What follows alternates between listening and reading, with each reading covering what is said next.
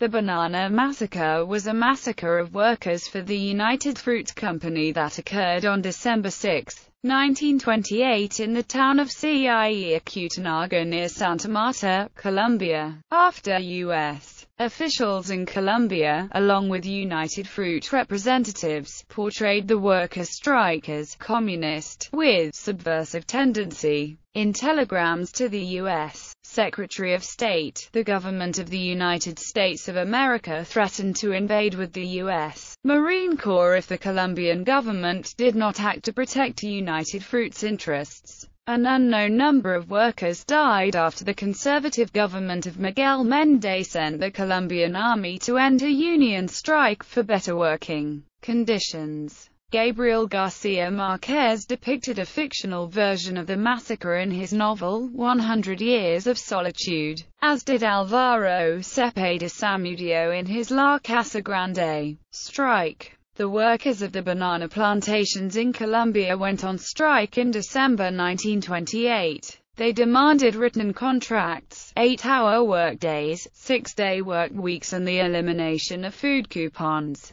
The strike turned into the largest labor movement ever witnessed in the country until then. Radical members of the Liberal Party, as well as members of the Socialist and Communist parties, participated. Massacre. An army regiment from Bogotá was dispatched by the government to deal with the strikers, which it deemed to be subversive. Whether these troops were sent in at the behest of the United Fruit Company did not clearly emerge. The troops set up their machine guns on the roofs of the low buildings at the corners of the main square, closed off the access streets, and after a 5-minute warning opened fire into a dense Sunday crowd of workers and their wives and children who had gathered, after Sunday Mass, to wait for an anticipated address from the governor. Number of dead. General Cortés Vargas, who commanded the troops during the massacre, took responsibility for 47 casualties.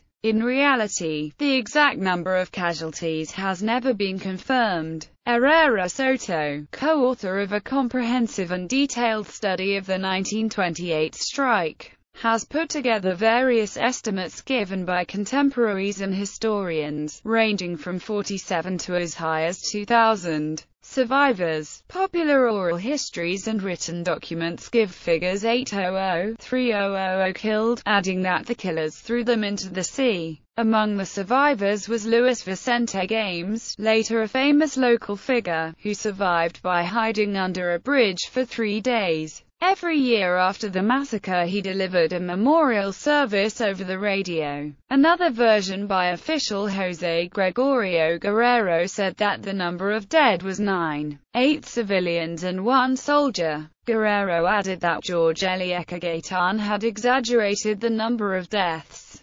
Justifications. General Cortés Vargas, who issued the order to shoot, argued later that he had issued the order because he had information that U.S. boats were poised to land troops on Colombian coasts to defend American personnel and the interests of the United Fruit Company. This position was strongly criticized in the Senate, especially by Jorge Eliezer Gaitán, who argued that those same bullets should have been used to stop U.S. troops. Official U.S. telegrams. The telegram from Bogotá Embassy to the U.S. Secretary of State, Frank B. Kellogg, dated December 5, 1928, stated, the telegram from Santa Marta Consulate to the U.S. Secretary of State, dated December 6, 1928, stated, the telegram from Bogotá Embassy to the U.S. Secretary of State, dated December 7, 1928, stated,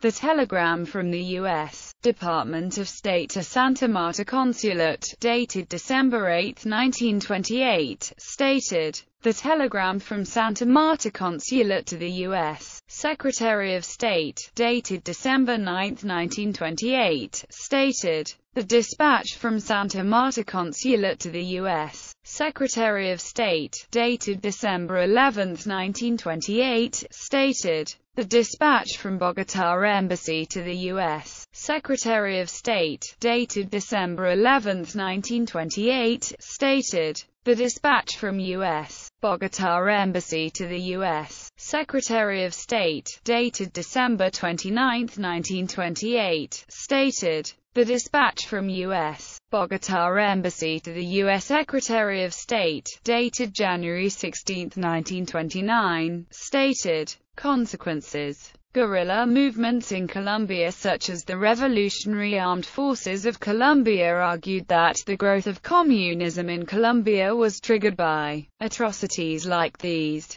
and called it state terrorism. The Banana Massacre was one of the principal causes of the Bogotazo, and the subsequent era of violence known as La Violencia.